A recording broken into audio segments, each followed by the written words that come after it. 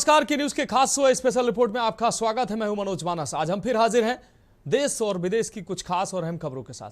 और आज हम सबसे पहले बात करेंगे बिहार में मतदाता सूची की खामियों को लेकर विपक्ष की तरफ से लगातार उठ रहे सवालों की। साथ ही यूपी के गोंडा में हुए दर्दनाक हादसे पर संवेदना के साथ घटनाक्रम पर बात होगी। वहीं चलते चलते बात डिंडोरी में सरकारी स्कूल के कड़वे सच की, जहां स्कूल को साइकिल कारखाना बना दिया गया है। तो चलिए अब चलते हैं खबरों के विस्तार में।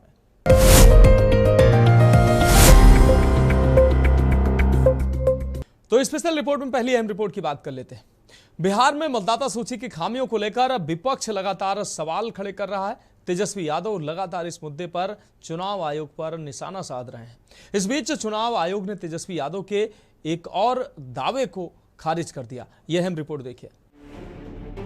विधानसभा चुनाव से पहले चुनाव आयोग ने बिहार में मतदाता सूची का SIR अभियान चला रखा।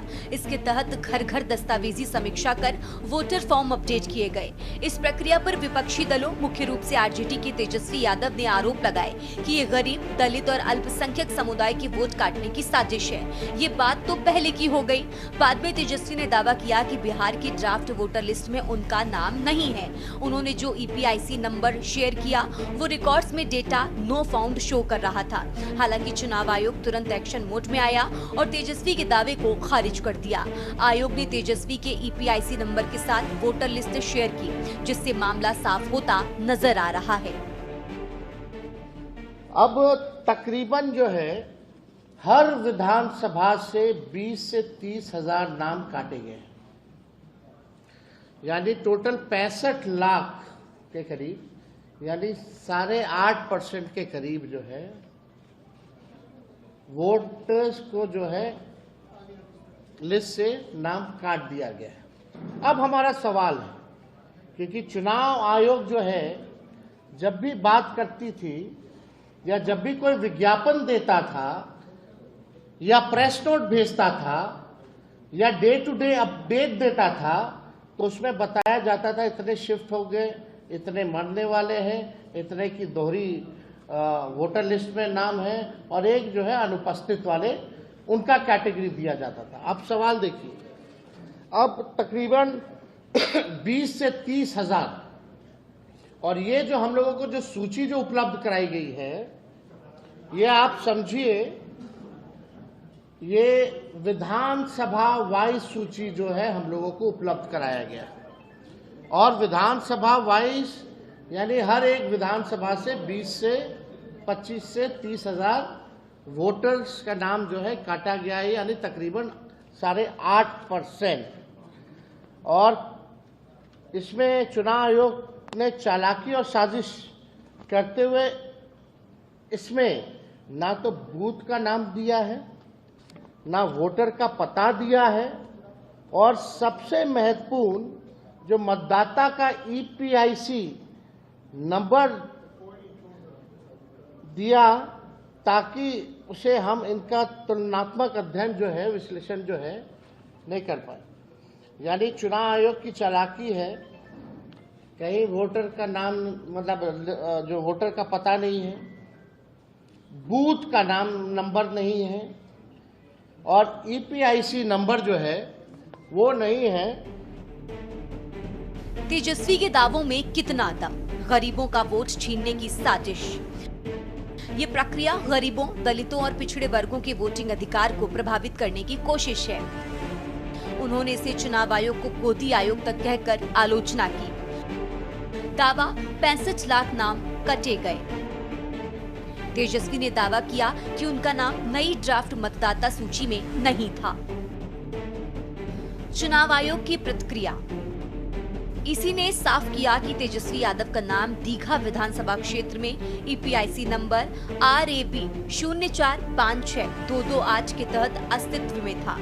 उन्होंने एक पुराने EPIC RAB 2916120 की वजह से खोज में त्रुटि कर दी थी।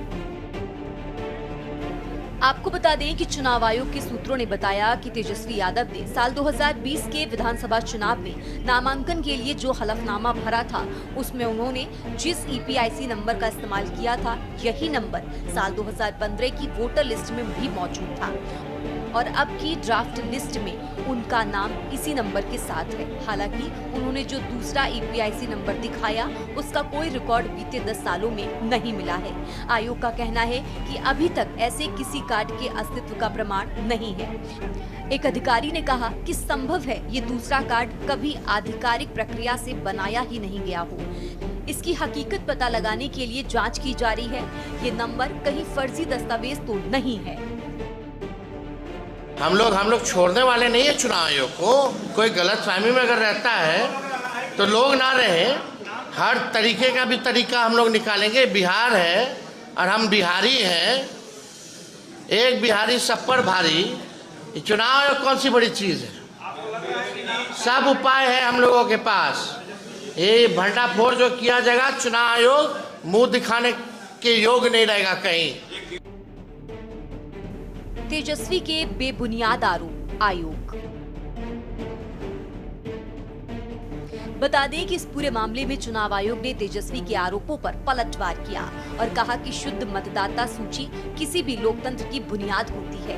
विशेष पुनरीक्षण अभियान के तहत 1 अगस्त से 1 सितंबर तक का समय दावों और आपत्तियों के लिए रखा गया है। आयोग ने कहा कि तेजस्वी यादव को चाहिए कि वो अपनी पार्टी के 47,506 बूथ एजेंट से कहें कि वे अगर किसी पात्र मतदाता का नाम छूटा हुआ पाएं या किसी अपात्र व्यक्ति का नाम जुड़ा हो तो उसके लिए दावा या आपत्ति दर्ज कराएं। चुनाव आयोग ने ये भी कहा कि पिछले 24 घंटे में किसी भी राजनीतिक दल यहां तक कि आरजेडी के किसी भी बूथ एजेंट ने एक भी मामला बीएलओ को नहीं सौंपा है। सभी एजेंटों को 1 अगस्त को बूथवार ड्राफ्ट लिस्ट दे दी गई है और वे इसे सावधानी पूर्वक जांचने को राजी भी हो गए हैं। आयोग ने सवाल उठाया कि जब खुद उनके एजेंट कोई दावा या आपत्ति नहीं कर रहे तब तेजस्वी यादव बार बार बेबुनियाद आरोप क्यों लगा रहे हैं। ईपीआईसी नंबर नहीं बदलता है, कैसे बदला है, क्या बदला है। अगर मेरा बदल सकता है तो ऐसे कितने लोगों का ईपीआईसी नंबर बदला होगा, ये तो विषय है। यही सब आंकड़े तो हम लोग पूछ रहे चुनाव आयोग से। तो कहीं ना कहीं से पूरी साजिश है कि वोटरों का नाम जो है काट दिया जाए। वो छोड़िए ना, कई आईएएस अधिकारी ट्वीट करके बोल रहे कि उनका नाम कट गया है, तो गरीब का सोचिए। तो ये तो इलेक्शन कमीशन की जिम्मेवारी है कि बूथ वाइज आंकड़ा दे, कैटेगरिकली कि मृत्यु हुई है, किस बूथ पे इतने की मृत्यु हुई है, कौन है, उसका ईपीआईसी नंबर उपलब्ध कराए, सबका ईपीआईसी नंबर उपलब्ध कराए। तो आज मेरा पूरा प्रेस कॉन्फ्रेंस जो था ईपीआईसी नंबर को ही तो लेकर के था और डिटेल्ड को लेकर के था कि मृत्यु हुई है तो क्यों, किनकी हुई है, उसका ईपीआईसी नंबर क्या है, उसकी बूथ संख्या क्या है, कोई अगर दूसरे राज्य में गया है इस वजह से कटा तो उसका डिटेल दे, जिसका डबल है, रिपीटेड है, उसका डिटेल दे। तो ये तो बताना ना पड़ेगा इलेक्शन कमीशन को, तो छुपा क्यों रही है। वहीं इस मामले में बीजेपी और जेडीयू नेताओं ने आरोप लगाए कि ये सब राजनीतिक ड्रामा था और तेजस्वी ने असत्य आरोप लगाकर लोकतांत्रिक प्रक्रिया की विश्वसनीयता को क्षति पहुंचाई। जेडीयू ने तेजस्वी के बारे में 2 वोटर कार्ड रखने के आरोप भी लगाए और ईसी से जांच की मांग की है। मगर उसके बाद जो हुआ वो चौंकाने वाला विषय है। उसके बाद चुनाव आयोग ने और पटना के DM district magistrate doctor Tyagarajan ने पूरे सच्चाई को सामने जस का तस रख दिया। उन्होंने कहा तेजस्वी यादव जी झूठ बोल रहे हैं। तेजस्वी यादव जी का नाम और तेजस्वी यादव जी का एपिक नंबर मौजूद है और एसआईआर के सघन प्रयत्न के पश्चात जो इलेक्टरल रोल बिहार में जारी हुआ है उसमें तेजस्वी यादव जी का नाम कटा नहीं है। और उन्होंने कहा कि दीघा विधानसभा में उनका नाम एनरोल्ड है, वर्तमान में नाम पोलिंग स्टेशन नंबर 2004 में है, library building animal science university serial number 416 पे है, सीरियल नंबर 416 पे है।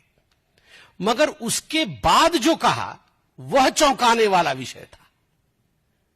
चुनाव आयोग ने कहा जो एपिक नंबर डालने से तेजस्वी यादव जी का यह पूरा का पूरा पर्ची सामने निकल कर आता है और 416 क्रमांक पे वह वोटर लिस्ट पे मौजूद है, वह एपिक नंबर वही एपिक नंबर है जो उन्होंने 2020 के अपने हलफनामे में नॉमिनेशन के अपने एफिडेविट में डाला था और उसी एपिक नंबर के आधार पर 2020 का पिछला विधानसभा का चुनाव भी लड़ा था। क्या तेजस्वी यादव जी के पास मैं कैमरे में नजर मिलाकर, मुझे पता है तेजस्वी जी आप टीवी देख रहे हैं और मुझे यह भी पता है बगल में राहुल गांधी जी बैठे होंगे एटम बॉम्ब लिए हुए, आप दोनों बैठे हुए हैं, मैं दोनों से निगाह मिला के पूछ रहा हूं, क्या तेजस्वी यादव जी आपके पास 2 वोटर आईडी कार्ड है? ये जघन्य अपराध, ये भारत के लोकतंत्र और चुनाव आयोग के साथ खिलवाड़ किसने किया है? तो फिलहाल स्पेशल रिपोर्ट में वक्त एक ब्रेक का है, जल्द हाजिर होंगे।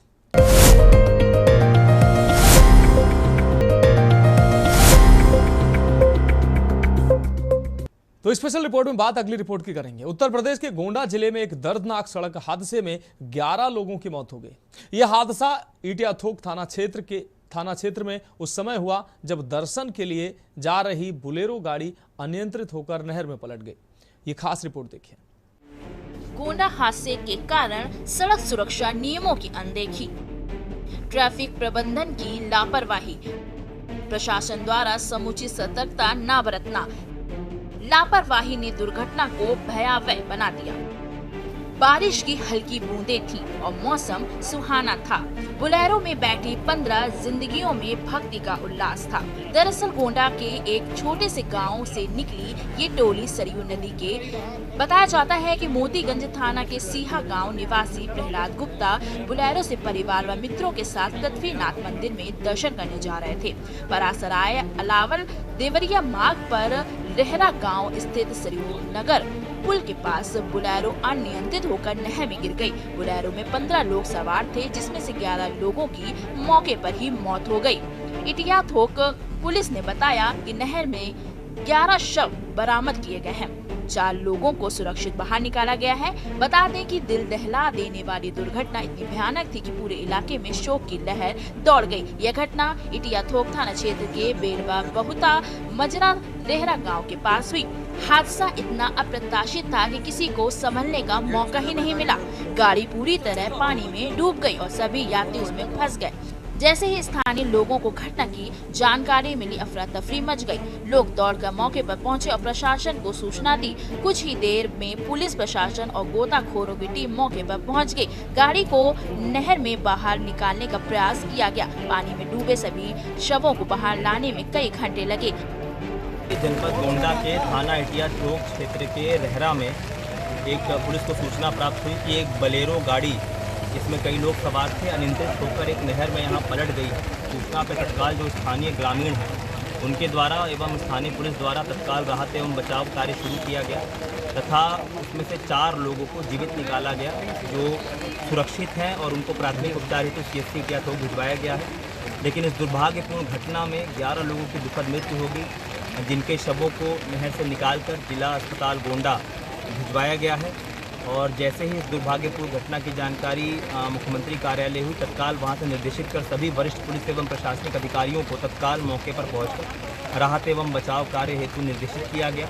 हमारे CMO के माध्यम से तमाम जो मेडिकल और स्वास्थ्य सुविधाएं हैं, सेवाएं हैं, तत्काल इनको उपलब्ध कराने हेतु निर्देशित किया गया है।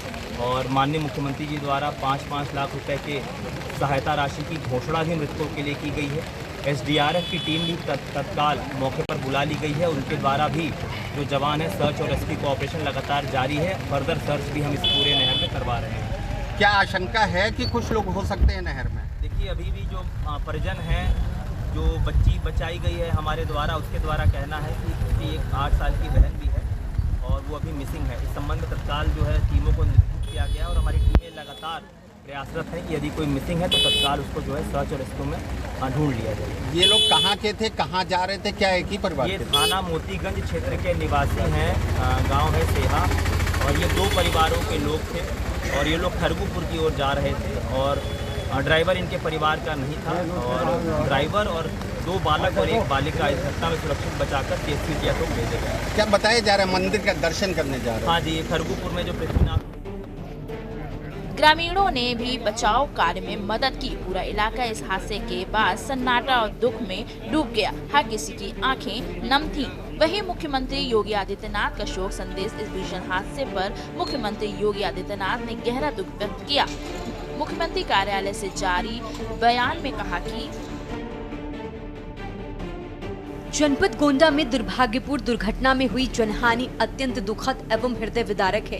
मेरी संवेदनाएं शोक संतप्त परिवारों के साथ हैं। इस दुर्घटना में दिवंगत हुए लोगों के परिजनों को 5-5 लाख की आर्थिक सहायता प्रदान करने तथा जिला प्रशासन के अधिकारियों को घायलों को तत्काल अस्पताल पहुंचाकर उनके समुचित उपचार के निर्देश दिए हैं। प्रभु श्री राम से प्रार्थना है कि दिवंगत आत्माओं को सद्गति एवं शोकाकुल परिजनों को ये अथाह दुख सहन करने की शक्ति तथा घायलों को शीघ्र स्वास्थ्य लाभ प्रदान करे। ओम शांति।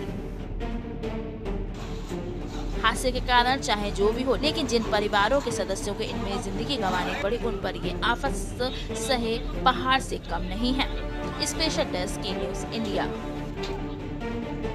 तो स्पेशल रिपोर्ट में अब बात अगली अहम रिपोर्ट की।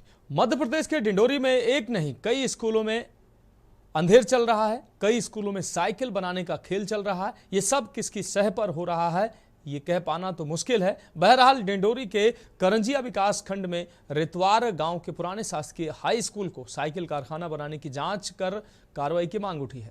ये खास रिपोर्ट देखिए। डिंडोरी में सरकारी स्कूल का कड़वा सच। क्लासरूम में बनाई जा रही साइकिलें, स्कूल बना साइकिल कारखाना। बच्चे बरामदे में पढ़ने को मजबूर। किसकी शह पर साइकिल बनाने का खेल। करंजिया विकास खंड में रैतवार गांव के पुराने शासकीय हाई स्कूल में कैसे हो पढ़ाई। बिजली और पानी भी कराया जा रहा मुहैया। पिछले 4 सालों से बनाई जा रही साइकिलें।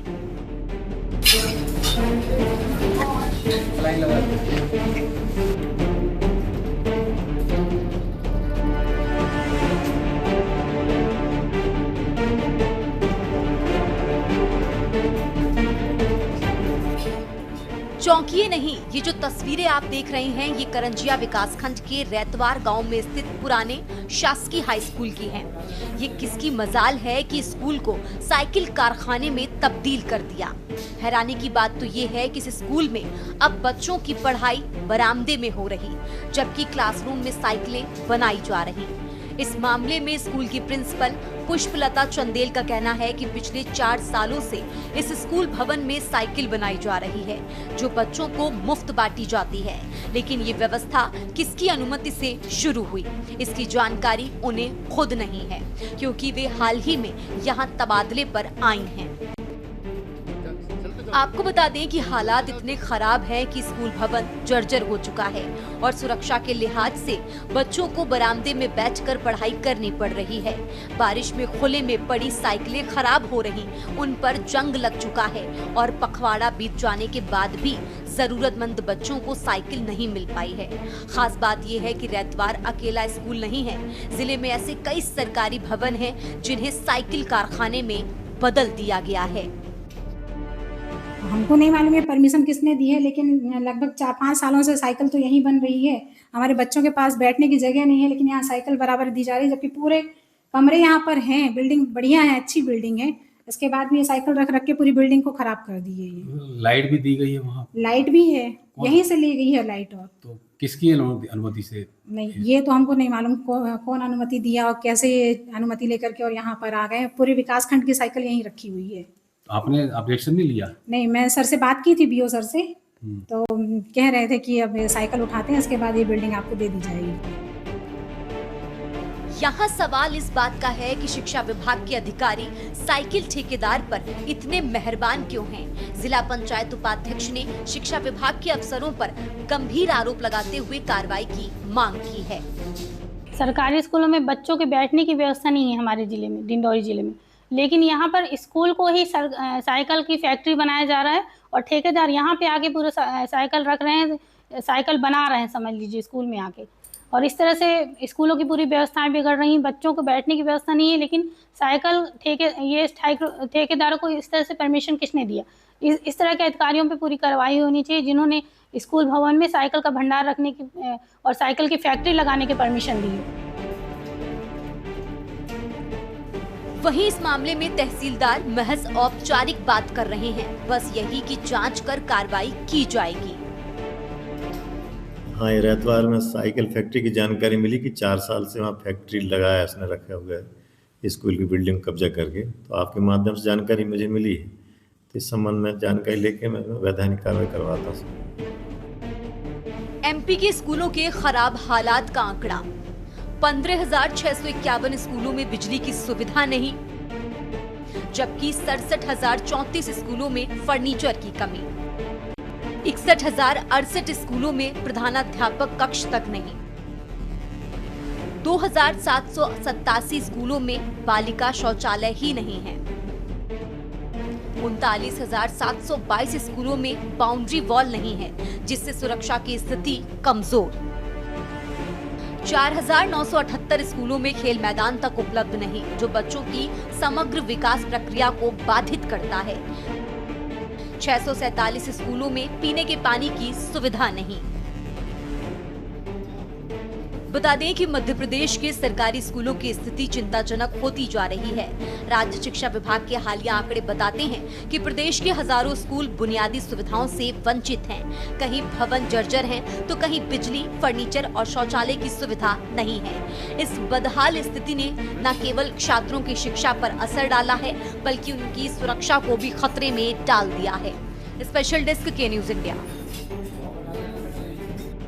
तो स्पेशल रिपोर्ट में आज के लिए मेरे साथ इतना ही। मुझे दीजिए इजाजत और आप देखते रहिए के न्यूज इंडिया।